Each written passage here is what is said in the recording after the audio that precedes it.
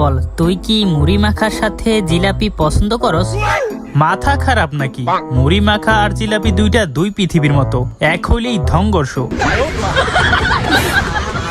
আর যে খাজুরের নাতিরাও মুড়ি মাখার সাথে জিলাপি মিশায়, ওরা এক একটা বোকা বোকা ভালো ছেলে।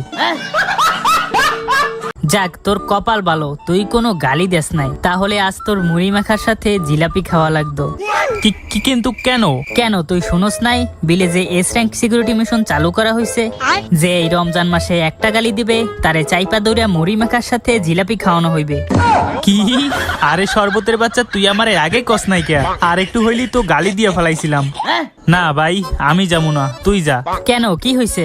আমি দরকার হইলে মইরা যামু, তাও মুড়ি মাখার সাথে জিলাপি খামু না। লেডি সুনাডে, আপনার কথা মতো নারুটোরে ধইরা লইছি।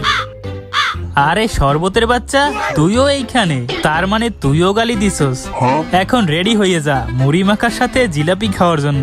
আরে খেজুরের নাতি, এখন ভালো করে শোন, এখন থেকে তোদের মিশন একটাই, গ্রামে যে গালি দিবে তাকে ধইরা আনা চাই। ও, তো মিশনের জন্য ডাকছে? আমি তো ভাবছিলাম আজ আমার শেষ দিন।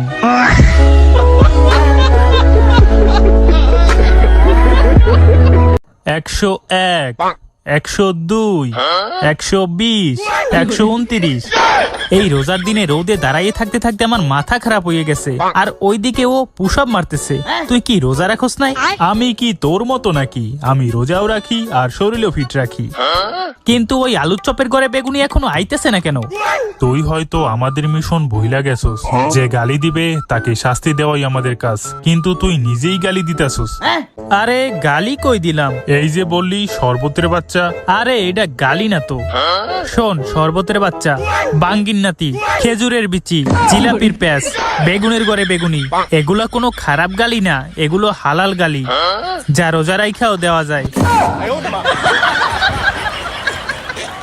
ওই যে খেজুরের বাচ্চা আইছে। আরে ওইটা খেজুরের বাচ্চা না, ওটা শরবতের বাচ্চা হবে। হাই গাইস, কি অবস্থা সবার? কিরে, তুই রোজা রাখস নাই?